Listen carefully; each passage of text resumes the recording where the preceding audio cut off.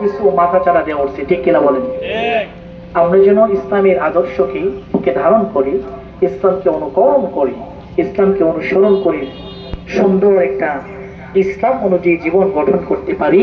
আল্লাহ আমাদেরকে তৌফিক দান করুন, পড়ুন আমিন। আর প্রত্যেকে মুসলমানদের দেশ, এদের শাহজালালের দেশ, এদের শাহপুরানের দেশ, এদের শাহ মাকদুমের দেশ। এদেশে কোনো দর্শকদের ঠাঁই হবে না, হবে না, হবে না।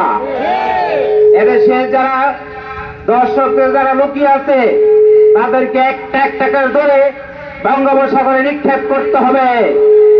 আমরা চাই এই শাহজালালের দেশে, এই শাহপুরানের দেশে কোন মুসলিম বোন দর্শিত হবে না।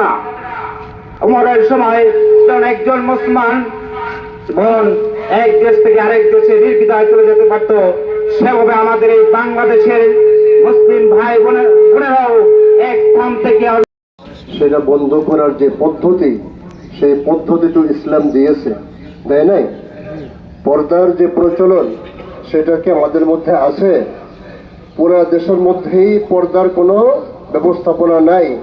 যদি আল্লাহ পাকের হুকুম পালন করা হয়, আল্লাহ পাকের হুকুম মানা হয়, ইসলামী তাহজিব তামাদ্দুন, ইসলামের নিয়ম নীতি অনুসরণ করা হয়, আল্লাহ পাকের দেওয়া জীবন বিধান চালু করা হয়, তাহলে আমাদের দেশে এই বেপরদায়িতা বেহায়াপনা কমে যাবে, পর্দার সিস্টেম চালু হবে, জিনা ব্যভিচার বন্ধ হবে।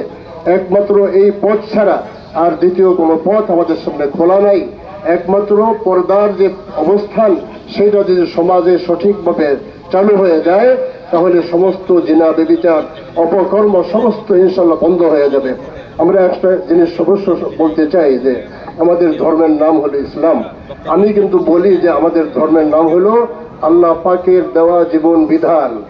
ইসলামের প্রকৃত অর্থ হলো আল্লাহ পাকের দেওয়া জীবন বিধান, চলার পথ। আমরা কিভাবে চলবো, এই পদ্ধতিটার নাম হলো ইসলাম। যেমন ভাইয়ারা, আমরা আমাদের হুজুর অন্য